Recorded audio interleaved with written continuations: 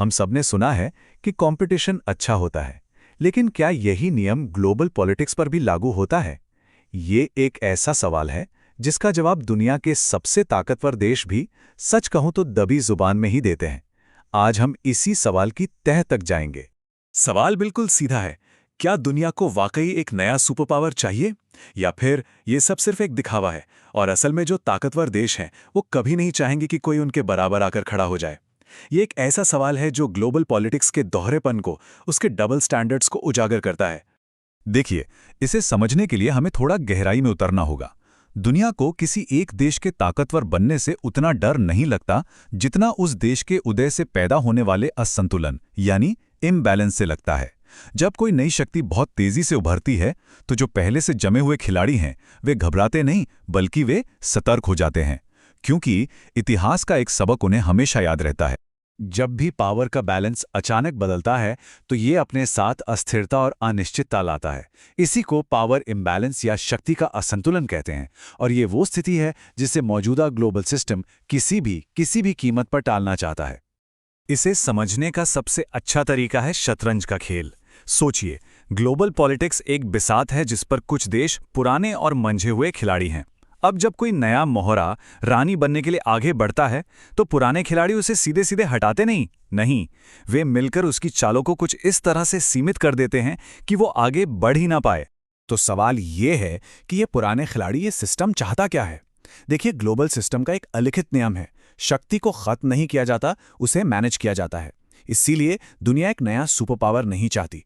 वो तीन चीजें चाहती है: ऐसी पावर जिसे मैनेज किया जा सके यानी मैनेज्ड पावर, ऐसा प्रभाव जिसे कंट्रोल किया जा सके यानी कंट्रोल्ड इन्फ्लुएंस, और ऐसा व्यवहार जिसका अनुमान लगाना मुमकिन हो यानी प्रिडिक्टेबल बिहेवियर। जो भी इन नियमों को तोड़ने की कोशिश करता है उसे सिस्टम के लिए एक खतरा मान लिया जाता है। और यहीं आकर भारत की कहानी दिलचस्प हो जाती है। भारत सिर्फ तरक्की नहीं कर रहा, भारत अपने साइज की वजह से, अपने स्केल की वजह से पूरे सिस्टम को बदलने की क्षमता रखता है। उसकी विशाल आबादी, उसका बढ़ता हुआ बाजार और उसकी स्ट्रेटेजिक लोकेशन, ये वो वजहें हैं कि दुनिया उसे नजरअंदाज कर ही नहीं सकती। और यही वजह है कि उसकी हर चाल पर इतनी बारीकी से नजर रखी जाती है। तो ये सिस्टम भारत से सीधे ये नहीं कहता कि रुको, नहीं, बल्कि संदेश कुछ ऐसा दिया जाता है: हमारे साथ तालमेल बिठाओ, एक जिम्मेदार शक्ति बनो और जो तय नियम हैं उनके दायरे में खेलो। मतलब साफ है, अगर सुपर पावर बनना है तो पहले सुपर पावर की तरह जिम्मेदार व्यवहार करना सीखना होगा। इतिहास गवाह है कि हर उभरती हुई शक्ति 3 स्टेज से गुजरती है। पहले स्टेज में उसे नजरअंदाज यानी इग्नोर किया जाता है, दूसरे में उसकी सीमाओं को परखा यानी टेस्ट किया जाता है, और तीसरे और सबसे अहम स्टेज में उसे सिस्टम के भीतर बैलेंस करने की कोशिश की जाती है। भारत अब टेस्ट वाले दौर से निकलकर बैलेंस वाले दौर में दाखिल हो रहा है। ये वो दौर है जहां दबाव सबसे ज्यादा होता है और एक भी गलत कदम बहुत भारी पड़ सकता है। तो इस पूरी व्यवस्था का असली मकसद क्या है? आज की दुनिया एक मालिक यानी एक मास्टर नहीं चाहती, बल्कि कई हिस्सेदार यानी स्टेक होल्डर्स चाहती है। एक ऐसा सिस्टम जहां कई शक्तियां हों जो एक दूसरे को संतुलित करें, ताकि कोई एक अकेला हावी ना हो सके। इस लिहाज से देखें तो एक नया अनियंत्रित सुपर पावर इस सिस्टम के लिए एक बहुत बड़ा जोखिम है, जिसे मैनेज करना जरूरी है। तो इस पूरी कहानी का निचोड़ क्या है?